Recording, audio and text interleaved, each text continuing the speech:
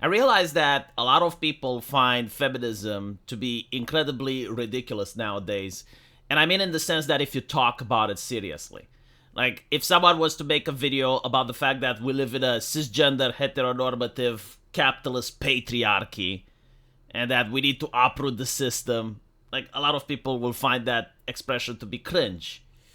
If you were to say words like mansplaining or air conditioners are sexist, a lot of people will wonder if you have gone insane. But these were the articles in 2016, not long ago. Like, the mainstream media was actually promoting such articles that air conditionings are sexist. Hashtag yes all men, implying that all men either rape or consent to rape. That was trending on Twitter at the time. And you had like various words, as I mentioned before, like mansplaining. And now most feminists, the ideologues of that specific brand, I'm not talking about like people who believe that men and women should be equal under the law. No. I'm talking like that specific third wave ideology is either not represented at all in the mainstream media, or it's considered evil. And the reason I say it's considered evil is because J.K. Rowling is one of the remaining torchbearers of that ideology, and she is considered evil. I guess the ideology itself is not fit for purpose because it doesn't believe that a man can become a woman, which is quintessential for being accepted in leftist ideology nowadays. And so you'd get the J.K. Rowling treatment. But the reality is that I don't think the ideology should be dismissed because it has made extreme changes in Western society. To the point where the culture that we have now is something that our grandparents would probably not recognize. It's definitely not the way that they grew up in. And so the question is like, were those changes for the better or were those changes for the worst? And take into account that these changes were implemented top down. They were not like grassroots movements, and they were implemented with force. It wasn't by trying to convince or persuade people. They were implemented with censorship, tactics like no platform for bigots. So the opposition wasn't even heard. There was no negotiation going around. It was like, no, these are our demands. And so the issue is that a lot of the things from feminism actually stayed. Not just cultural, but some of the tools, like the acceptance of censorship, the acceptance of safety councils on social media, the actual acceptance of censoring the internet, like all those things remained. Even though like the ideology moved, like feminism was probably like the first viral strand of woke ideology that I personally encountered. Except that it focused on women. Now it moved away and it's focusing on trans people. And, it also moved away for a while. It focused on Islam. But, like, women weren't the focus. And it's such like you had a lot of vocabulary and rhetoric. And I believe it's because Hillary Clinton was supposed to win the elections in the US. And feminism was very important at explaining to people why you need for her to vote for her because she's a woman. But also to make it so that anyone that criticizes her was viewed as a misogynist. Because, again, like, that was actually part of the timeline. It's so fucking bizarre. But, yeah, like, if you criticized a woman, the question was, like, why are you criticizing her? Is it because of her opinions? Or is it because you're mansplaining? Is it because you're a sexist, isn't it? And if you're a sexist, then no platform for bigots, right? And that was, like, the mentality they went. But this guy, Panther, made a nice summary. I don't know who they are. They're probably trying to sell one of their books. So I don't know what's in the book, in before I'm getting canceled because I'm supporting like some, I don't know. I don't know if he's an extremist, but what I do know is that at least the things that he talks about here genuinely affect society, and not for the better. Both the women and the men are suffering from some of these things. So like here you have the number one thing that he complains about feminism is the hookup culture, right? This mentality that you should go around, sleep around, have as many boyfriends, have fun. It's something that TV shows like Sex and the City were promoting. And then you have actresses from that show coming up and saying that they're regretting it. Because the reality is, if you're into hookup culture, so you're not trying to create meaningful relationships, most of the women, according to the statistics on the dating apps, they seem to covet the top 5% of the men. But the problem is that the top 5% of the men are also coveted probably by like 95% of the women. And so they have no reason to settle down.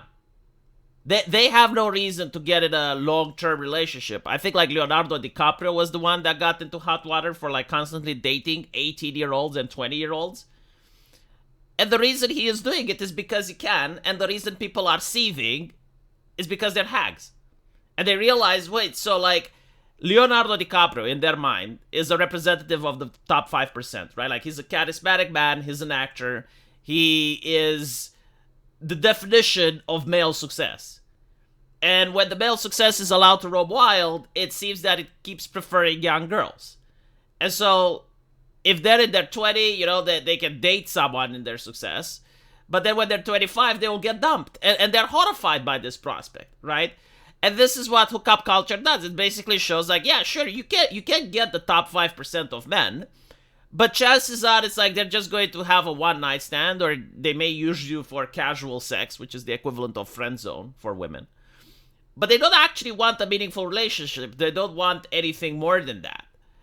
And so they don't look at the other men that are in their range, because let's be honest, you know, like 95% of women just do not deserve the top 5% of men. Like most men know that they don't deserve the top 5% of women, but for some reason the message doesn't seem to get across the aisle.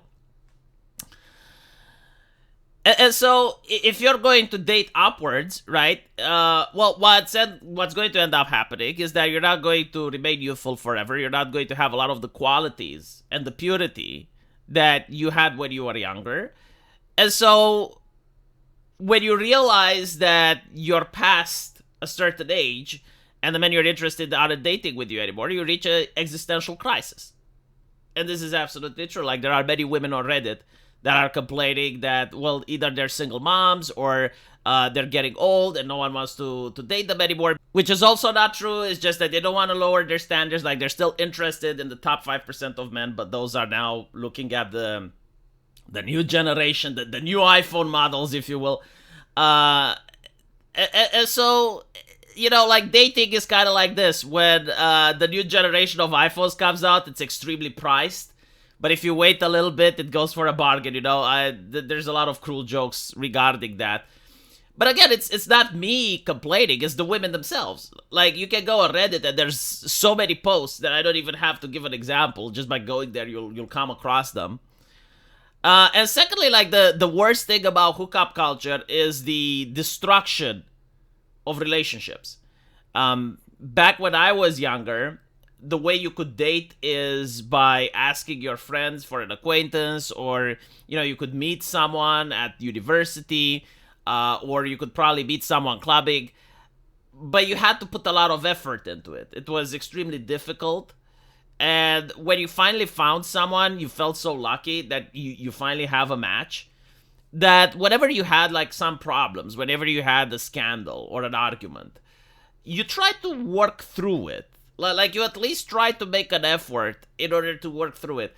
Nowadays, with dating apps and the hookup culture, it's like, okay, well, this relationship didn't work. So you immediately break up because you know that there's like 200 other women waiting for you on Tinder. And you keep swiping right on all of them, and out of 200, like, maybe 5 will bite, you know? And it's with this mentality, it's with this attitude, that a lot of people just don't feel like putting an effort into a relationship and making it work. The moment they have like some significant arguments, that's it. Like, the first thing is break up. And again, if you go on Reddit, you will see that this is the advice some people give. It's like, my man is snoring during the night. What do I do? Break up with him.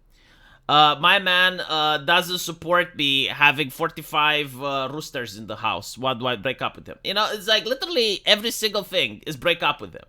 And that's the mindset. That's the cultural thing. It's like the hookup culture. It's a big problem for society. The other one is dismantling the family unit by promoting independence above all. Feminism undermined the traditional family. I kind of disagree with this because in Eastern Europe, you do have independence promoted out of necessity. Basically, what is the justification for a woman to stay at home? Like, no, you're going to go out and you're going to produce so that we have two wages and together we can raise healthy children and it's a way out of poverty. And so I don't think like the family unit was disbanded by feminism per se. I think it was dismantled by legislation. Like it's just not legally worth the while of many men to get married, especially when you have the divorce laws, the alimony, the child support. And I understand like the courts have a financial motivation in order to pass these because they get taxes. The corporations also enjoy people that are divorced. In the past, it used to be the best employee was someone that's married, right? Because like they have more of a reason to work hard and to be loyal because they have kids at home. Now, corporations, what they want is someone that's divorced and pays child support. Because the married guy, he goes home to a nagging wife. It's like, why do you spend so much time at work? Why do you let the boss walk all over you? Meanwhile, the guy that's divorced, he goes home. He can still continue working by writing emails, by talking to customers, by representing the company in his free time. And he has to work extra hard to pay the child support. So yeah, I think the legislation is one of the issues. I think atheism is another issue. Back in the day, if you married, you go to church and you make a vow in front of God. And that actually meant something if you genuinely believe there is a God. Right? So if you believe there is this supernatural entity that watches over you and cares about you and tries to help you out, you don't want to upset them. And so when you have an argument, again, you're thinking, well, I can't divorce because I made the vow. So like even if you were to convince yourself that divorce is good, it's still that thing stopping you. Like there's an extra layer of protection. And so yeah, like this is a thing. But I do agree, when it comes to staying at home, like there's the thing of demonizing femininity, right? There are women that want to stay at home. Like they genuinely want to be a stay-at-home mom. And at the time, feminism was considering this to be the ultimate evil. I remember the actress from The Big Bang Theory, the one that plays Penny. She came out and she said that she's making $1 billion per episode, but she actually enjoys cooking for her boyfriend. It's her choice. It's what she likes. And she doesn't call herself a feminist. And she got massive pushback, death threats, and all sorts of nastiness on social media for saying this. And so you gotta wonder, like, is that a good thing? Like, why are you taking choices from women? Like sure, some women want to work, but not all women want to become CEOs. In fact, not all men want to become CEOs. Like they tied happiness to wealth, which is a very Marxist way of thinking. Like happiness is not a number tied to your power or wealth. Like some women generally enjoy the happiness of raising children and the happiness of their community. Seeing their relatives, seeing their old loved ones, going to church. Apparently, like this is considered the ultimate evil. And so the ultimate good is becoming a slave at McDonald's, right? Working 10 hours in a cubicle, being forced to take shit from your boss. Like, this is what apparently all women were supposed to aspire to. And, of course, this was done by demonizing the family. The way I would sum up feminism is the ideology that was gaslighting men into thinking that they're monsters, so that men step aside and let the ideologues rule. And the ideologues weren't necessarily women. Like, some ideologues were men, just so you know. Like a lot of Democrat politicians that were men were pushing for this. A lot of university professors that were men were pushing for this. It wasn't like, oh, we're going to step aside and give women the reins. Because for them, even two women weren't the same. Like, Hillary Clinton was definitely someone worthwhile to listen, while someone like Meloni was someone to be vilified. The push for career over family. Yeah, I mean, again, it was kind of like constraining people to make the choice. With the gaslighting rhetoric and stuff like that. Like the no true Scotsman fallacy. Like no woman would ever want to be a stay-at-home mom. Like that's oppressive, etc. Encouraging male competition. Yeah, I would say, like the whole way the ideology was presented, and I do agree with this. I said it on my channel a lot of times, which is why I chose this guy, because like with this, I kind of resonate. Men and women are there to complete each other. They're not there to compete with each other. Like, I don't know any successful relationships where the husband and wife just compete with each other. Like, imagine that, you're competing for your child's love. Do you think that would be a toxic relationship or a productive one? You know, you're competing with your wife to see who gets more money, to see who gets more wealth, more power, more connections. I don't think that's a healthy attitude. You know, you're supposed to compete with other families, sure. You're supposed to compete with other men, and then women are supposed to compete with other women. But I think like men and women are supposed to complete each other. The toxic independence, the strong independent woman mantra, but at what cost? Yeah, I mean, this is part of the completion. Like you're not there to do things alone. And I think like this is true for men, you know, like the idea of a strong independent man, he still needs a woman. Like he still needs the emotional support. I mean, it's not necessarily like he needs, but it is better. Like a woman can improve a man tenfold just by being there, providing emotional support, listening to his issues, you know, providing the warmth that only a woman can provide. Like all these things are making men better. There are a lot of things that men can do that women need. And so, again, like, the idea is of completing each other, and feminism was definitely putting, like, no, it's actually a competition. Let's look at the percentages. Let's see how many CEOs, let's see how many... and again, like, they would never look like, let's see how many garbage collectors are women and how many are men, right? Like, let's see how many sewage workers. Although, to be fair, like, if in the future... the job of being a garbage collector can be done from an office, and it would be like an extremely well-paid job, and you're just controlling some drones that move automatically in order to collect the garbage, then they would probably say, okay, well, why aren't there enough women doing that? Feminism frame promiscuity as freedom. This is something that I hate when I see it being promoted on men as well. You know, like the Andrew Tates and shit, where... you're viewed successful as a man if you fuck a lot of bitches, you know, that mentality. I don't think that's helpful either. I think that sex is meant as a connection between two people, and it actually strengthens the bond. But as anything, like, the more you do sex, the more desensitized you are to it. Like when you're a teenager and you've never done it, you view it as something mystical almost, something magical, right? Like, that's the mentality that I had, at least, and my generation had. Like, when we never had sex and we watched movies like American Pie, and then we would go in high school and some guy did have sex finally, you know, he got laid, and everyone was like, whoa, how was it? Like, what was it like, you know? So you have, like, this mystical thing, and when you finally get to have a significant other, and you finally have sex for the first time, it really is something that is awkward and weird. But then you have it the second time, and then, you know, you form a bond. But if you constantly go around and you sleep with women all the time, it just loses that magic. It becomes more like a massage. And so it doesn't help you make a powerful connection. And the idea that promiscuity is good, that sleeping with a lot of women is good, it's not something healthy for men either. Again, I'm not the type of person to lecture others how to live their lives and what you need to personally do. But I can just tell you what worked for me and what didn't based on my previous experiences. And, you know, I also believe that if some people want to ruin their lives, they should be free to. Like, I don't understand, like, the idea that I need to constrain everyone to be happy. Like, I will force the entire world to be happy because that's how it raises my happiness.